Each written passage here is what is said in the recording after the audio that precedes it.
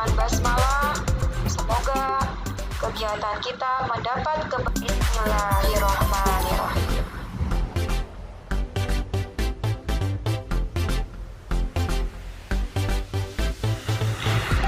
Silsilah Sunan Kudus. Nama aslinya adalah Ja'far Shadiq. Diambil dari nama datuknya yang bernama Ja'far Shadiq. Nama ayahnya adalah Raden Usman Haji atau Sunan Muduk. Ibunya bernama Saripah, cucu dari Sunan Ampel. Beliau berasal dari Quds, negeri Palestina. Beliau adalah keturunan ke-24 dari Nabi Muhammad SAW.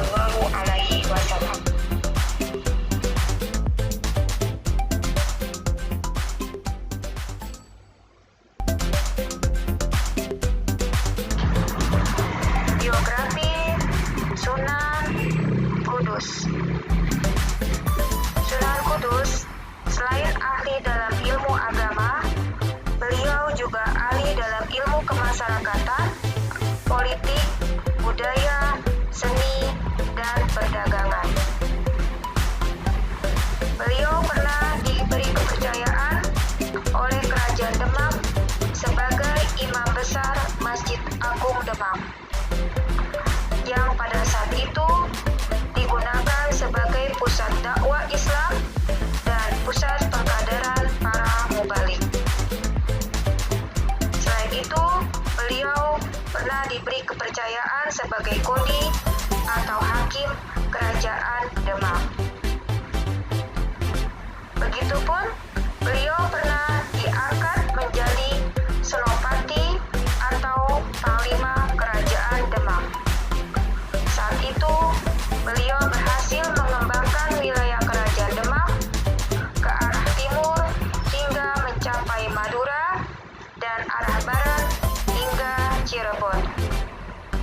Kesuksesan Sunan Kudus atau Ja'far Shadiq mengalahkan Kerajaan Majapahit ini membuat posisi Ja'far Shadiq semakin kuat. Kemudian beliau meninggalkan Demak karena ingin hidup membaktikan seluruh hidupnya untuk kepentingan agama. Beliau berdakwah di kota Kudus yang saat itu bernama Tajuk. Sampai akhir hayatnya, beliau berdakwah di kota Kudus.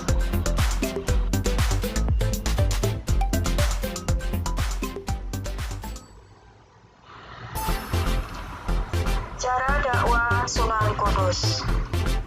Dalam menyebarkan agama Islam, Sunan Kudus mengikuti gaya Sunan Kalijaga, yakni menggunakan model Tuturi Handayani. Artinya, Sunan Kudus tidak melakukan perlawanan keras, melainkan mengarahkan masyarakat, yaitu menoleransi budaya setempat yang saat itu masih kental dengan tradisi agama Hindu dan Buddha, dan cara penyampaiannya lebih halus.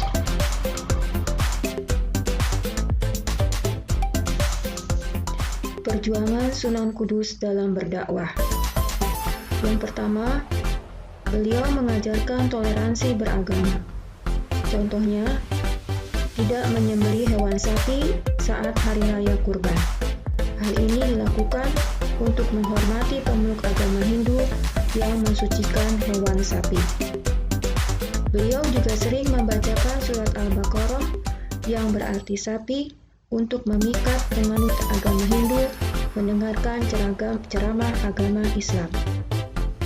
Yang kedua, akulturasi budaya atau memadukan budaya Islam dengan budaya lokal. Contohnya, beliau menempatkan lapan arca pada pancuran tempat wudhu di Masjid Kudus untuk menarik simpati penganut agama Buddha. Karena dalam ajaran agama Buddha terdapat 8 ajaran jalan yang benar, yang disebut Asta Sanika Marga. Berikutnya, beliau juga membangun masjid dan menara Kudus dengan memadukan arsitektur Islam, Jawa, Hindu-Buddha, dan Tionghoa.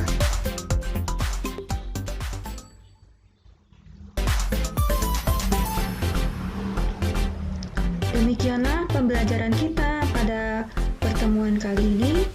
Semoga kalian dapat memahaminya. Tetap semangat dalam menjalankan pembelajaran jarak jauh ini. Ibu akhiri, Assalamualaikum warahmatullahi wabarakatuh. Sampai jumpa di pertemuan selanjutnya.